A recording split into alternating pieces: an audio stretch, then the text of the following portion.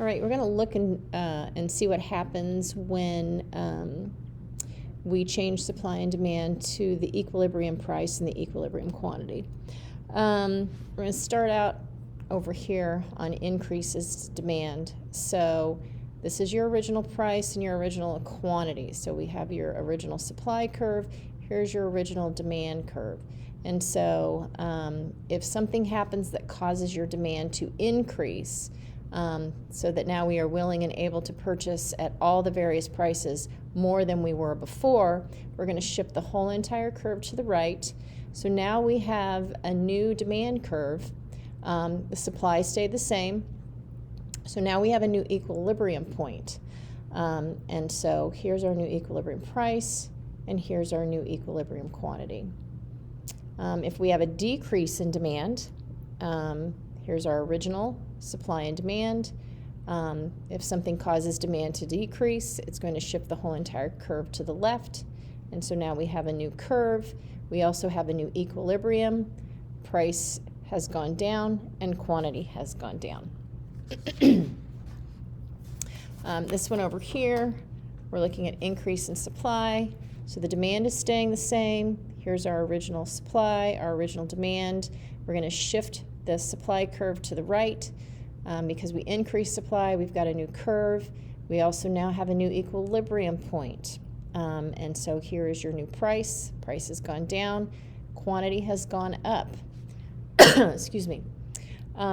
Here we have a decrease in supply. So we have our old supply and our old demand. A decrease is going to shift back to the left. Here is our new supply curve. So we have a new equilibrium point. So price has gone up and quantity has gone down. Sometimes you will see, and we're going to ignore all of this information up here.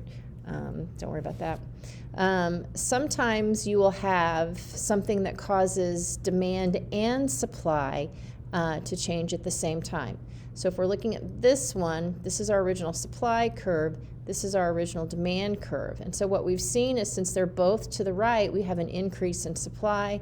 We also have an increase in demand.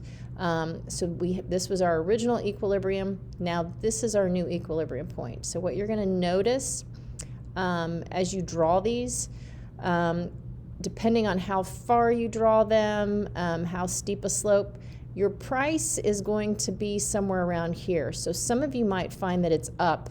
Some of you might find that it's right spot on and a little, but it's going to be very, very close. So typically what you will hear them say is that if you can't clearly see a change, that I just am going to ask you to put that there's no change at all.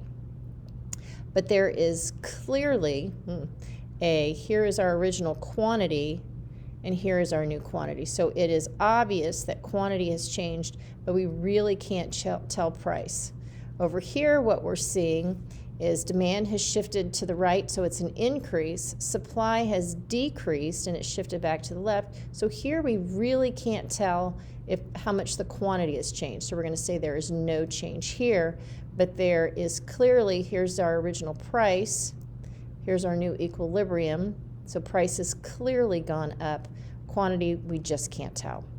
Over here, what we've seen is both supply and demand decreasing. So again, we really can't see a change in price here, but there clearly is a change in the quantity.